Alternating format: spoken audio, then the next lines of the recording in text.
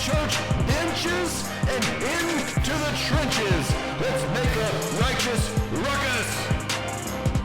Welcome back to another episode, this week's episode of the Righteous Ruckus podcast. I'm your host, Riley Lowe, and this week I actually want to go explore. This is probably my favorite argument for God from the different arguments that there are. You know, we kind of set the foundation with that one. Does truth exist? Where we showed that does exist, and then last episode I did was the moral argument, which is probably one of the more nebulous arguments to kind of wrap your head around. So this is a lot more, I don't know if you want to say easier to comprehend, but definitely more tangible for the human brain, if that makes sense whatsoever. So this one's called the Cosmological Argument. And so does God exist? Of course he does. Or, you know, really, some people will say there's these people called materialists out there that think that all we are is just there's space, time, matter. That's it. There's nothing besides matter. You know, even your thoughts aren't really even anything but just molecules in motion. You know, as some atheists have put it. So, you know, and it really doesn't make sense because, like I've heard Frank Turret say, then why would you believe your own arguments? Why would you believe anything that you think if all it is just random chemical reactions? You know, that doesn't make any sense. So, you know, is the material universe really all there is? Is that all there's been in the past, present, future? Is that it? I don't think so. But so one approach to kind of finding that is what's called the cosmological argument. So I'll probably break this down into like two podcasts because I've seen it broken down this way and I think it's helpful. This podcast, I'm going to focus more on the scientific thought of that. And then the next podcast or in the future, talk about the philosophical aspect of the cosmological argument, which the reality is you can't have science without philosophy. Science is built on philosophy. You know, it used to seem to me before I even really got into apologetics or even thinking about philosophy, it used to make sense that people would be like, oh, well, you know, philosophy doesn't really matter. Science is what matters. That seemed like a logical argument when in reality, it can't be a logical argument without logic and laws of logic. So anyway, that's a deep way of saying that you can't have science without philosophy because science can be the house, but philosophy is the foundation, if that makes sense. So this is kind of what the cosmological argument, when you break it down into, here's that fancy word again, a syllogy. If you break it down into this is what it goes like. There's two premises and then a deduction, basically. You got whatever begins to exist has a cause. The universe began to exist. Therefore, the universe has a cause. So think about it. I mean, so I had a cause. I've not always been here. You know, one of the ways that I can tell I haven't always been here is because I'm getting older. And if I'm getting older, that means I was once younger. And plus I see, you know, other people that didn't exist and then all of a sudden they exist. So, you know, I know the cause of that. But, so, I mean, is the first premise true, which whatever begins to exist has a cause? I mean, let's look at it. You know, believing that something can just pop into existence, kind of like, you know, that's a bigger stretch than just believing in magic. Like if you see like a David Blaine or David Copperfield or something like that, you know, where you know there's a trick behind it. Believing that things can just pop into existence, you know, really that's a further stretch than just believing that magician is really doing magic. You know, but people believe that. People really do. People believe that. Now, let's look at a couple Bible verses to kind of establish this. Whatever begins to exist has a cause. Let's see what the Bible says about the beginning of everything, right? The beginning of the universe. So John 1:1 says, in the beginning was the Word, and the Word was God, and the Word was with God. He was in the beginning with God. All things were made through him, and without him nothing was made that was made. And, that's specifically talking about Jesus. But what's saying is Jesus, who is God. So God in the beginning, which is in the beginning of everything, the beginning of the universe, there was God. God made it everything. There was nothing that was made that God didn't make. Makes sense, right? And then Colossians 1:17 says, and he is before all things, and in him all things consist. This is one of the places where you get that he is the creator and the sustainer of the universe, right? So not only did he create it, so like a deist would think that God kind of wound up the universe and set it loose, right? And that's what a deist kind of believes. Like Thomas Jefferson is accused of being a deist, even though when you kind of read some of the stuff he says, he obviously wasn't just a deist. He believed that God could interact. So the thing is, God didn't just wind it up. That's what that Bible verse is saying. God created it and sustains it. In other words, basically every atom, every molecule is held together, and the laws of nature are the way they are because God holds them in the way that they are, if that makes sense. So, God is not only the creator, but the sustainer of the universe. Things have reason and direction. If you cut your hand, like if I'm working in the garage and I cut my hand and it starts bleeding and I put a Band-Aid on it or whatever, I'm not worried about, I hope it heals up into some skin and not a rhinoceros horn or a tree starts growing out of that thing. No, because our bodies are programmed by the creator and the sustainer to do things in a certain way. They have a direction, right? They have a direction programmed to them because they have meaning, and our universe has meaning. That's just one of the ways to prove that. If something can come into existence just randomly, why don't we see that happening all the time? If it's so easy for things to just pop into existence, why don't we see that? We don't see that in our everyday experience, and even scientific evidence confirms that that's not the case. So it confirms that if something begins to exist, it must have a cause. What about the second premise? Did the universe just begin, or has it always existed, right? The second premise is that the universe began to exist, right? So atheists really don't like that. They said things like the universe is just there, that's all. Because if you have a universe that came into existence, then it had to have something that caused it to be created in the beginning, right? If it's just existed forever, then that doesn't have to have a cause and doesn't have to have God, right? So that the universe is slowly running out of usable energy. That's the second law of thermodynamics. It's basically saying everything's going to seek equilibrium. So you got heat in this star that's burning out is going to gradually heat up the cool stuff in the universe, and eventually everything is going to be at equilibrium, right? And so the thing is, we know that things aren't at equilibrium now, and that it's slowly running out of energy. So if the universe existed forever in the past, then it would have ran out of energy by now. Think about that. If it's always been there and it's running out of energy now, well, if it's had always been there, then if it had infinitely existed, then it would have already ran out of energy and be at equilibrium by now. That's a little bit of philosophical, but that's just, you can't really separate the two, like I said, science and philosophy.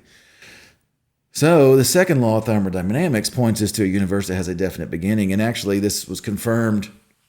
And I'm getting a lot of this information, right, from William Lane Craig is a great resource on this, and also Frank Turek is a great resource on this. So that's where, plus, like I said, I got the Bible verses, and you just use your trained thought process. But these guys do a great job of explaining this, so I'm relying somewhat on what they've said, and I really enjoy the way that they put it. So if you look at 1915, Albert Einstein, that's when he came up with his theory of general relativity, and kind of allowed the scientific community to talk meaningfully about the past history of the universe, because they didn't really have a good theory to kind of explain it all, and the concept anyway, until that. And then later, Alexander Friedman and Georges Lemaitre, if I said that right, I probably botched it, but they were working, these two other scientists, they were working with Einstein's theory of relativity, and they, with his equations, and they were able to kind of prove that the universe is expanding, right? So if the universe is expanding, then it had to have started somewhere, right? It had to have started somewhere.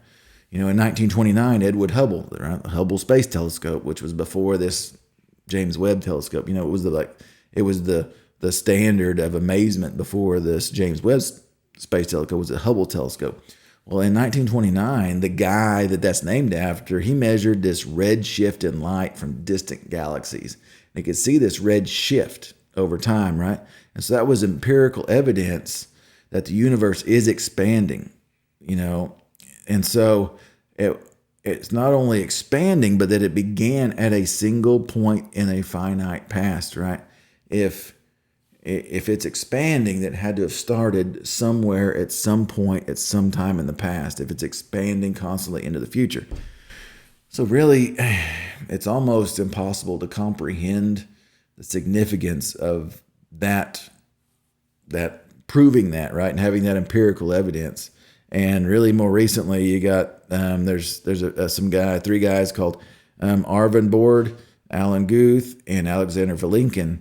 Right? They prove that any universe which has, on average, been expanding throughout its history cannot be eternal in the past, but must have an absolutely beginning. That just stands to reason, right? And so you got people that say, "Oh, well, yes, it's expanding, but this is just one of many universes, right? This universe started, but it's just one of infinite universes. We just happen to be at this universe at this particular time." You'll even hear them say, well, every decision you make launches another alternate universe. Like if you pull up to the stoplight and you turn right, well, there's an alternate universe where you turned left, and we just happen to be in the universe that you turned right. So there's an infinite, every decision you make, every change it's made, that's just infinite. And all that is an attempt to back it up to a point to where it's incomprehensible and it sounds intelligent unless you really break down what they're saying, which is nonsense. Because even if you had infinite universes, which you can't, then they had to have infinitely started somewhere. All you're doing is trying to back it up to a point where you can't see it anymore. And so you can kind of ignore that beginning had to have been there. Because if this universe sprung out from a decision made in another universe, and then that universe did from another universe, well, all you're doing is backing that up, right? You still can't be infinitely regressed to an infinite number of universes in the past, right? Or else this universe would have never existed. That's just the reality of it.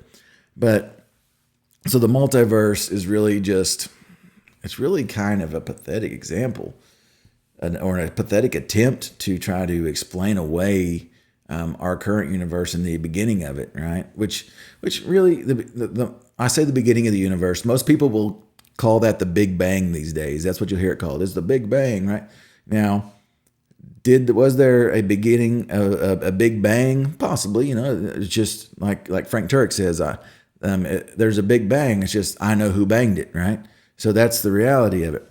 And the funny thing is, when you talk about the expansion of the universe, I've had situations where, in the past, where there's been, I've got into online discussions, right? Arguments or debates, for lack of a better word. So, somebody, you always win in those, right? So anyway, and this person was pretty on top of their game, really. And so, but they just kept insisting that, no, I didn't realize that, and was not comprehending that the universe started in an infinitely dense point where no matter existed. And I'm like, so nothing sprang into something. No. It was infinitely dense. My rebuttal was, it can't be infinitely dense. Oh, yes, it was. It was infinitely dense. And I said, well, how did it expand? Well, it got so dense that it had so much energy, it expanded, and just that constant expansion and contraction has been happening for eternity.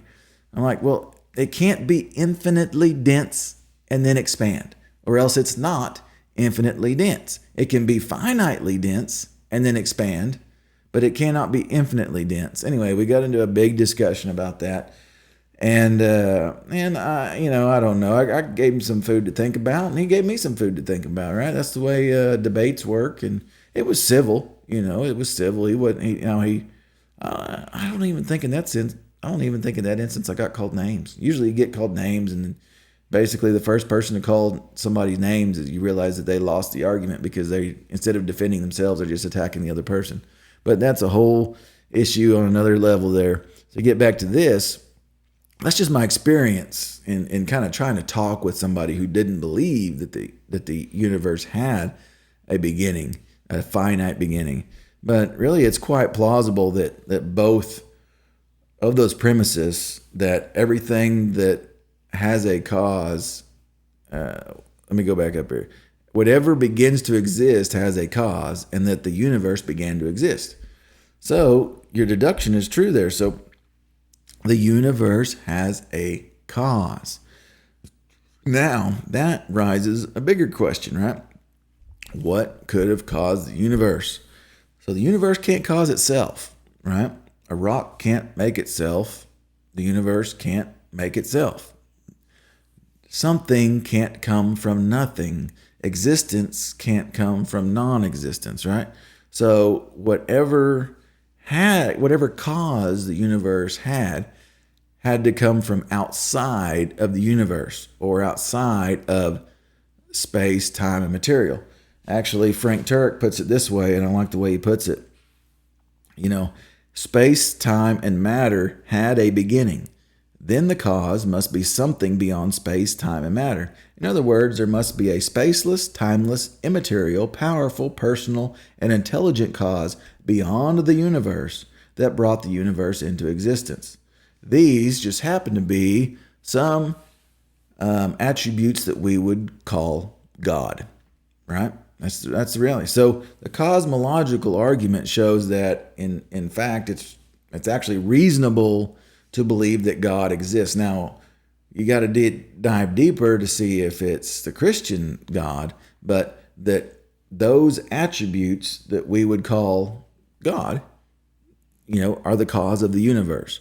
So it makes perfect sense, and it's logically sound to say that the God exists because the universe exists. So basically, there's the heavens declare His glory, right? So talking about heavens, let's look at the universe, right? The stars, the planets, the galaxies, the universe declares God's existence to everybody.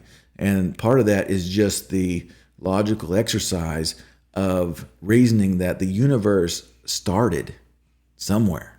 And what caused it to start would be God. Now, God is the uncaused first cause. As I think Aristotle put it, it's called the unmoved mover, right? So God has always existed, but because the universe became and it began to exist, it had to have a cause, and that cause was God. So next time, I want to kind of look at the philosophical side of this, which I guess is a little bit deeper because it's a little bit more nebulous as far as the thought exercise, but it's just as juicy, it's just as effective. And so this is just one part of the cosmological argument. When it's cosmological argument, it's just a big word, a big way of saying, hey, the universe began to exist, so it must have been created by God. That's proof or evidence that God exists. Now, can I say that's 100% evidence that God exists? No, but the atheist also cannot say that's 100% evidence that God doesn't exist. So anyway, like everything, it's ultimately up to everybody's how their view and their persuasions as to where they end up on this side. But it's a great way, and most people have never thought of this, guys. That's the thing. Most people that you encounter and you say, hey, what about the beginning of the universe? I say, oh yeah, the Big Bang. You say, well, let's talk about that. And when you break it down that space, time, and matter began to exist at one instant, well, it can't create itself, and something can't come from nothing, which is the claim of the atheist. So when you break that down and you show them that the atheistic argument falls apart and that the theistic argument makes more sense, then hopefully that can begin to soften some hearts and soften some consciences and help somebody to create fertile ground for the Holy Spirit to draw them closer to believing in Christ. So next time we're going to talk about the philosophical side of this thing, or more in the I've already talked about some, but more in the philosophical side of things. So we'll see you next time.